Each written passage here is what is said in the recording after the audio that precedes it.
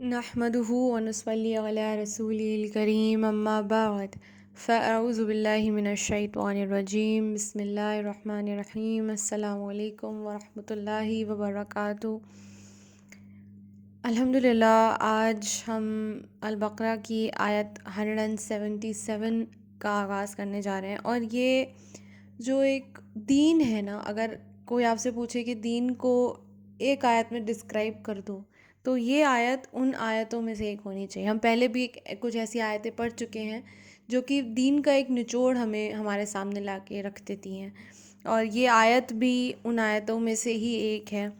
الحمدللہ یہ ایک ایسا تحفہ ہے، ویسے تو پورا قرآن ہر آیت ایک تحفہ ہے، معجزہ ہے، پر یہ ایک ایسا تحفہ ہے جس کو اگر ہم نے اپنے دل میں سما لیا، اس کو بسا لیا، تو انشاءاللہ تعالی ہم اللہ تعالیٰ کے قرب کے مستحق ہو جائیں گے۔ لیس البر ان تولوا وجوہکم قبل المشرق والمغرب ولکن البر من آمن باللہ والیوم الآخر والملائکۃ والکتاب والنبیین وآت المال علی حبہ ذوی القربى والیتامى والمساکین وابن السبیل۔ تو پہلے پارٹ میں تو اللہ تعالیٰ نے بتایا ہے کہ نیکی یہ نہیں ہے کہ تم اپنے چہروں کو مشرق یا مغرب کی اور کر لو۔ ویسے تو یہ بھی ایک نیکی ہے کہ انسان جو ہے ایک ہی طرف رجوع کر کے، جہاں اللہ کا احکام ہے وہیں پر رجوع کر کے نماز پڑھے، قبلہ جو ہے اس کو مقدس نہ سمجھے، اس کو ایک قابل، یہ جو ایک احکامات ہے اس کو قابل احترام سمجھے۔ لیکن نیکی صرف یہاں تک ہی لمیٹڈ نہیں ہے، کیونکہ یہ تو ایک فارمیلٹی کی طریقے سے بھی کچھ لوگ کر لیتے ہیں کہ بھئی سب لوگ کھڑے ہو رہے ہیں تو ہم بھی کھڑے ہو جائیں، سب لوگ اس طرف سجدہ کر رہے ہیں تو ہم بھی کر لیں۔ دل کا پاکیزہ ہونا وہ زیادہ ضروری ہے، دل کا نیک ہونا وہ زیادہ ضروری ہے، آپ کے اعمال کا صاف ہونا یہ زیادہ ضروری ہے۔ حقیقی نیک انسان کون ہے؟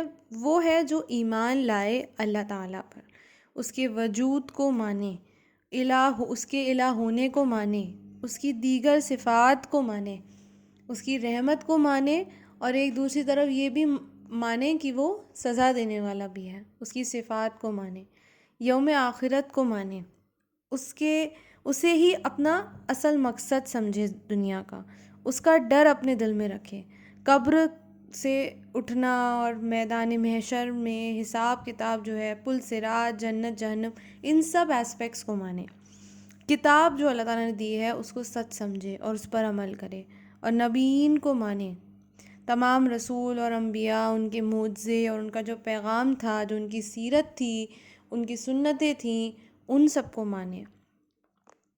جو مال ہے اس کو خرچ کرنا، اس کو خرچ کرتا رہے، سمیٹتا ہی نہ رہے، ایسا نہ ہو کہ پوری زندگی بس ویلتھ سمیٹتا ہی رہے اور جب اس کو یوز کرنے کا نمبر آیا تب دنیا میں ہی نہیں ہے۔ شیئر کرتا رہے، تو کیونکہ جب مال ہم خرچ کریں گے تبھی اس کی محبت کم ہوگی، اور اللہ تعالیٰ ان سب کی محبت کو ہمارے دل سے کم کرنا چاہتا ہے تاکہ صرف اللہ کی محبت، اس کے رسول کی محبت رچ بس جائے۔ اور کن کن پر کرنا ہے یہ بھی بتا دیا ہے۔ وَآتَ الْمَالَ عَلَى حُبِّهِ ذَوِي الْقُرْبَى وَالْيَتَامَى وَالْمَسَاكِينَ وَابْنَ السَّبِيلِ۔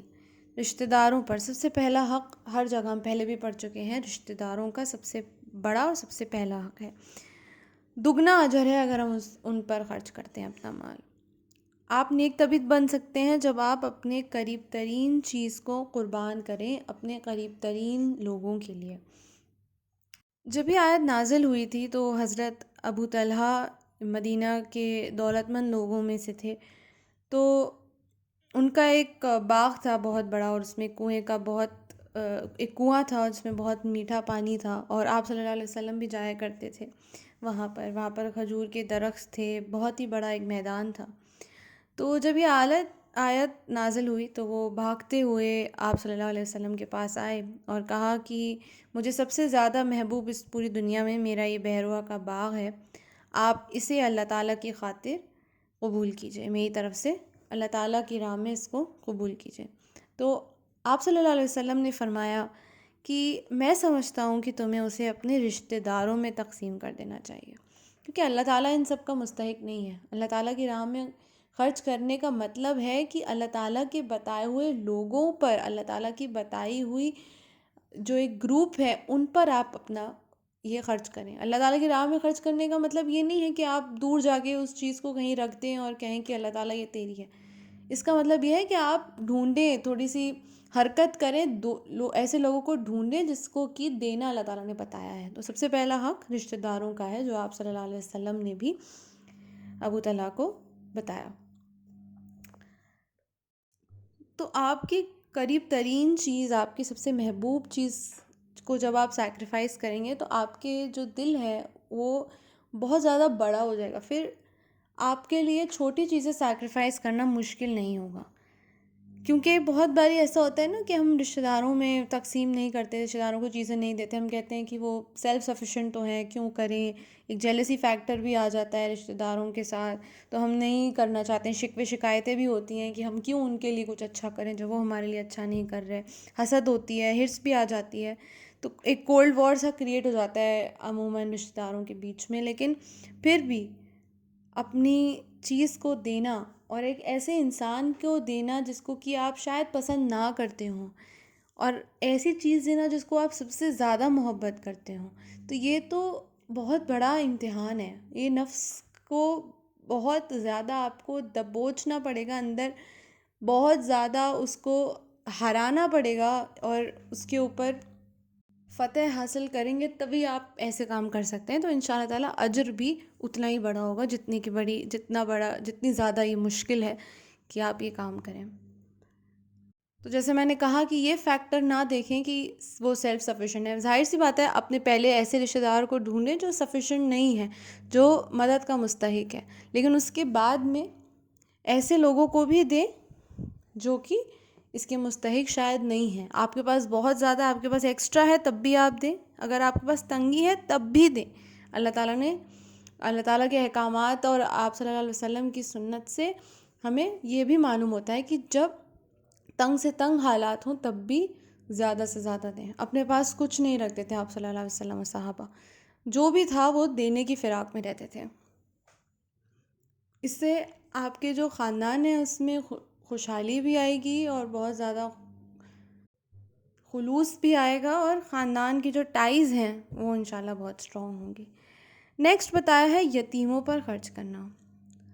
پہلے ضرورت مند رشتہ دار، پھر یتیم، اس کے بعد مسکین لوگ جو نیڈی لوگ ہوتے ہیں. مسکین کیا ہوتے ہیں ان کے بارے میں بخاری کی ایک حدیث ہے کہ مسکین صرف وہ نہیں ہیں جو مانگتے پھرتے ہوں، وہ بھی ہیں جن کے پاس ہے پر اتنا نہیں ہے کہ ان کی ضروریات پوری ہو جائیں، اور نہ وہ اپنے حالت ایسی بنائیں کہ لوگوں کو علم ہو جائے. ٹھیک ہے، وہ اپنی حالات کو چھپائے رکھیں، تو وہ بھی مسکین میں سے ہی آئیں گے. وہ ظاہر نہیں کرتے پر ہماری ذمہ داری ہے کہ ہم اپنے آس پاس دیکھیں کہ لوگوں کی انکم کو انالائز کریں، ان کے خرچوں کو دیکھیں، اور دیکھیں کہ ان کے پاس کیا ریسورسز ہیں، اس حساب سے اپنی جو مدد ہے ان تک پہنچائیں.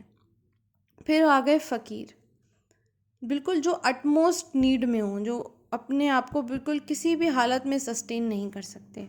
پھر مسافر کو، جو سفر کے ساتھی ہیں آپ کے، ان پر بھی خرچ کرنا آیا ہے، یا پھر جو سفر سے آئے ہوئے ہیں ان پر بھی خرچ کرنا ہے، کیونکہ وہ اپنا سب گھر بار سب کچھ چھوڑ کر آئے ہیں، آپ کے دیش آئے ہیں، تو آپ کی یہ ذمہ داری بنتی ہے. پھر سوالی، جو مانگ کر لیں، چاہے زبان سے مانگ کر لیں، چاہے حال سے مانگ کر لیں، جو اپنا حال آپ کے سامنے بیان کر رہے ہیں، آپ کے در پر آئے ہیں، وہ سوالی، ان کو جھڑکے نہیں.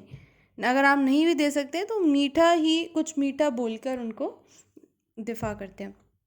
لیکن اگر کوئی اپنے مال میں زیادتی کرنے کے لیے دوسرے سے مانگ رہا ہے یا پھر اپنا سیو کر رہا ہے، تو وہ اس کا جو معاملہ ہے وہ اللہ تعالیٰ کے ساتھ ہے. اس کی آپ کو کوئی فکر کرنے کی ضرورت نہیں ہے. وہ آگ کے انگارہ مانگتا ہے، اور اس کے اوپر ہے کہ وہ جتنا اکٹھا کرنا چاہتا ہے کر لے.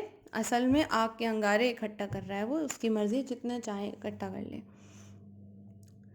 نمبر 7 ہے مصیبت میں جو لوگ آئے ہیں ان کو چھڑانا. جیسے جو قیدی وغیرہ ہیں ان کا رینسم پے کر کے یا بیل وغیرہ ان کو چھڑانا. تو کسی بھی انسان کو فریڈم دینا یہ بھی ایک بہت بڑا ثواب کا کام ہے. اور اینڈ میں وَأَقَامَ الصَّلَاةَ وَآتَى الزَّكَاةَ، صلاۃ وہ انسان قائم کرے درست طرح سے. اور صلاۃ تو ہم نے پڑھا بھی ہے، one of the pillars of دین ہے، one of the major pillars of دین ہے. 7 سال کی عمر سے انسان بچوں کے اوپر یہ فرض ہو جاتی ہے، اور ماں باپ کا بھی فرض ہے کہ اپنے بچوں کے اندر نماز قائم کرنے کی ہیبٹ ڈالیں. اور اس کے بعد ہے زکوٰۃ دیں، کیونکہ یہ بھی مینڈیٹری ہے. اور زکوٰۃ ایسی چیز ہے جو مسلمان کو ہی دی جا سکتی ہے، مستحق جو مسلمان ہوتے ہیں ان کو ہی دی جا سکتی ہے. لیکن جو آپ کا صدقہ ہے وہ آپ کسی بھی ضرورت مند کو دے سکتے ہیں. آپ نے دیکھا کہ یہ جو سارے احکامات ہیں، جو آپ کے بیہیویئرل ٹریٹس ہیں وہ پہلے آئیں، اور صلاۃ اور زکوٰۃ جن کو کہ ہم پلرز آف اسلام مانتے ہیں اور وہ ہیں بھی، وہ ان ساروں کا ذکر بعد میں آیا ہے. تو اخلاق کی باتیں پہلے آ گئیں، اور یہ ساری جو عبادت کے طریقے ہیں یہ بعد میں آئے ہیں. اس کا مطلب سب سے بڑی عبادت ہے آپ کا اچھا اخلاق. اس کا مطلب میں تو یہی نکالتی ہوں کہ سب سے بڑی عبادت ہے آپ کا اچھا اخلاق. جب اچھا اخلاق ہوگا، سب سے آپ درست معاملگی ہوگی ہر ایک انسان سے، تو خود بخود اللہ تعالیٰ آپ کے دل میں اس کا ڈر، اس کی طرف جانے کا جو ایک شوق ہے، شوق ہے، وہ آپ کے دل میں اب آٹومیٹکلی آ جائے گا. کیونکہ بہت سارے لوگ اخلاق میں بہت پیچھے ہوتے ہیں. ہو سکتا ہے ہمیں بظاہر دکھ رہے ہیں بہت نیک ہیں، 5 وقت کے نمازی ہیں، زکوٰۃ پوری طریقے سے دیتے ہیں، بٹ ان کی نیت سے ہم غافل ہیں. ان کی نیت اللہ جانتا ہے کہ ان کی اخلاق کیسا ہے، ان کا اپنے بیوی بچوں سے معاملات کیسے ہیں، ان کا اپنے ماں باپ سے معاملات کیسے ہیں، ان کا اپنی بیوی کا شوہر سے معاملات کیسا ہے، جو اس کے گھر میں کام کرنے آتی ہے اس کے ساتھ اس کا معاملہ کیسا ہے. یہ سب اللہ تعالیٰ جانتا ہے. ہم صرف بظاہر یہ دیکھ رہے ہیں کہ وہ 5 وقت نماز پڑھنے آتا ہے ہمارے سامنے اور خوب تسبیح کرتا ہے، لیکن اصل معاملات تو اللہ تعالیٰ کو ہی پتہ ہے. تو پہلے اخلاق کو درست کرنے کی کوشش کریں، پھر انشاءاللہ تعالیٰ، اور پھر عبادت بھی کریں ساتھ میں، پر اس کو ایک فارمیلٹی نہ بنا لیں، لوگوں کو دکھانے کے لیے، لوگوں کو دکھاوا کرنے کے لیے کہ ہم بہت نیک ہیں، وہ نہ کریں انشاءاللہ. پھر نیکسٹ آتا ہے کہ وہ عہد کو فلفل کرنے والا ہے. اللہ سے کیا ہوا عہد ہو یا بندوں سے کیا ہوا عہد ہو، کوئی بھی اگر وہ دل سے منت مانگتا ہے یا کوئی بھی دل سے عہد کرتا ہے، کوئی بھی کسی کو بھی پرومس کرتا ہے تو اس کو پورا کرنا ہے. آپ صلی اللہ علیہ وسلم نے اپنے آلموسٹ ہر خطبے میں یہ فرمایا ہے کہ اس کا کوئی ایمان نہیں جس میں امانت نہیں، اور وہ مسلمان نہیں جس میں عہد کی پابندی نہیں. تو ایمان سے خارج ہو جائیں گے آپ دین اینڈ دیر اگر آپ عہد کو پورا کرنے والا نہیں بنے، اگر آپ جھوٹے وعدے کرنے والے نہیں بنے. بہت سارے لوگ ایسے ہوتے ہیں یوزولی، کیونکہ ایک مسلمان قوم ابھی اتنی ترقی نہیں کری ہے، تو زیادہ تر آپ دیکھتے ہیں کہ جو آڈ جابس کرتے ہیں ہمارے آس پاس، جیسے کارپینٹرز ہو گئے یا آپ کے الیکٹریشنز ہو گئے، آپ کے میڈز ہو گئیں، وہ زیادہ تر لوگ مسلمان ہوتے ہیں. اگر آپ نان مسلمس کے گھر بھی جائیں گے تو آپ کو یہی دیکھے گا کہ جو الیکٹریشنز ہو گئے، میسنز ہو گئے، یہ سارے عموماً مسلمان ہی ہوتے ہیں. تو بہت ان میں سے ایسے ہوتے ہیں جو وعدہ کر کے کہ کل ہم آئیں گے، پرسوں آئیں گے، وعدہ خلافی کرتے ہیں. یوزولی لوگ ایسے ہوتے ہیں. تو اللہ تعالیٰ کی طرف سے ہمیں جو احکام ملا ہے کہ عہد کو پورا کرنا ہے، بندوں سے کیا گیا ہو یا اللہ سے عہد کیا گیا ہو. اور اللہ سے عہد کیا کیا ہے ہم نے؟ اللہ تعالیٰ کو اپنا الہ مانا ہے. تو یہ اللہ تعالیٰ سے کیا گیا عہد ہے، اور یہ عہد ہم دنیا میں آنے سے پہلے ہماری روحیں وہاں کر کے آئی ہیں اللہ تعالیٰ سے. تو یہ اللہ تعالیٰ، یہ آپ صلی اللہ علیہ وسلم نے فرما دیا کہ اس کا کوئی ایمان نہیں جو امانت میں خیانت کرے، اور وہ انسان مسلمان ہی نہیں جو عہد کی پابندی نہ کرے. اس کے علاوہ کیا کرنا ہے؟ صبر کرنا ہے، صابر بننا ہے، اپنی نفس کو نیگیٹیولی ریئیکٹ کرنے سے روکنا ہے. بہت آسان ہوتا ہے کوئی بھی غلط کام یا کوئی بھی ہمارے مرضی کے خلاف بات ہوئی اس پر ترنت ریئیکٹ کر دینا، اس پر فوراً اپنی غصہ ظاہر کر دینا، لیکن بہت مشکل ہوتا ہے اس خون کے گھونٹ کو پی لینا اور صبر سے کام لینا. ہم یہ کہتے ہیں اور مجھ سمیت ہمارا یہ یوزولی ایٹیٹیوڈ ہوتا ہے کہ ہم کسی کی سن کے کیوں لیں. جب ہم کسی کو کے ساتھ برا نہیں کر رہے، ہم کسی کو نہیں سنا رہے، تو اس نے ہمیں کیسے سنا دی. ہمیں بہت کچھ پتہ ہے، وہ ہمیں کیا سکھائے گا. We will show that person what he is capable of doing. We will show that person that he doesn't deserve to insult us like this. ہماری ایگو پہ آ جاتی ہے، انا پہ آ جاتی ہے بہت جلدی. تو اس کو کنٹرول کرنا بہت ضروری ہے، صبر کرنا بہت ضروری ہے، صابر بننا بہت ضروری ہے. صابرین جو ہیں وہی اللہ تعالیٰ کے قرب کو نصیب کرتے ہیں. جنگ کے وقت بھی، یا جنگ ہو یا کوئی بھی دنیا میں لائف میں پرابلم آئے، یا کوئی بھی آپ بزنس کر رہے ہیں، کچھ بھی ہوگا، بہت اتار چڑھاؤ آئیں گے. اگر آپ ہر چیز پہ ریئیکٹ کرنے لگ گئے تو آپ آگے بڑھ ہی نہیں سکتے. بزنس جو لوگ کرتے ہیں یا جو لوگ جو بھی کام کرتے ہیں، بہت باری باس کی بات ماننی پڑتی ہے، بہت باری کسٹمر کی بات ماننی پڑتی ہے. اگر آپ نہیں مانیں گے، اپنی اکڑ دکھائیں گے، تو سامنے والا آپ کی طرف آئے گا ہی نہیں، اور پھر آپ ایبسلیوٹلی ان امپلائڈ ہو جائیں گے. تو صبر دیکھیے بہت زیادہ ضروری ہے. پیشنس از دا کی to success I would say. کیونکہ آپ کے پاس بہت باری کوئی اور آپشن ہی نہیں ہوتا ہے. آپ اگر بولیں گے تو گھاٹے میں چلے جائیں گے. کوئی مسئلہ حل نہیں ہوگا آپ کے ریئیکٹ کرنے سے، اور مسئلہ اور بڑھے گا. تو یہ ساری چیزوں کا بہت دھیان رکھنا ہے. میں ایک بار اور انشاءاللہ ریکیپ کر دوں گی. کیا بتایا کہ حقیقی نیکی کیا ہے؟ کہ ایمان لائیں اللہ پر، یوم آخرت پر، کتاب پر، نبیین پر، اور پھر خرچ کریں اپنے مال کو. کس پہ؟ رشتہ داروں پر، پھر یتیموں پر، مسکین پر، فقیروں پر، مسافرین پر، سوالی پر، اور قیدیوں پر.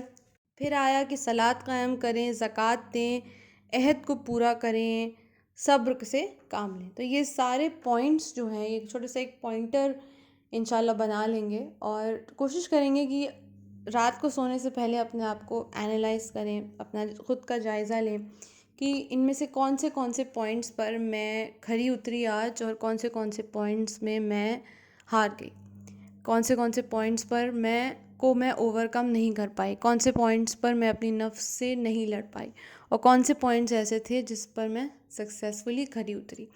تو یہ تھوڑا سا سیلف انالیسس کر لیں گے ان سارے پوائنٹس پر، اور جس دن انشاءاللہ تعالیٰ سب پہ ایک ٹک ہوگا انشاءاللہ، وہاں سے وہ آپ کا کارنر سٹون ہوگا، وہ آپ کا ایک سیٹ پوائنٹ ہوگا، اور وہاں سے نو لوکنگ بیک. وہاں سے انشاءاللہ امپروو ہی کرتے رہنا ہے. اگر ایک ٹک ہے تو ڈبل ٹک ہونا ہی چاہیے نیکسٹ ڈے انشاءاللہ. تو اس کے کوشش کریں انشاءاللہ تعالیٰ. اور جو میں نے آج باتیں بتائیں، آئی ہوپ کہ ہم سب اس کو ٹوگیدر اپنے عمل میں لا سکیں، اور اللہ تعالیٰ کے قریب بن سکیں، تاکہ انشاءاللہ ہمیں دنیا میں بھی کامیابی ملے، آخرت میں بھی کامیابی ملے، اور قبر بھی ہماری آسان ہو انشاءاللہ تعالیٰ. ربنا آتنا فی الدنیا حسنۃ وفی الآخرۃ حسنۃ وقنا عذاب النار. جزاک اللہ خیرا کثیرا. السلام علیکم.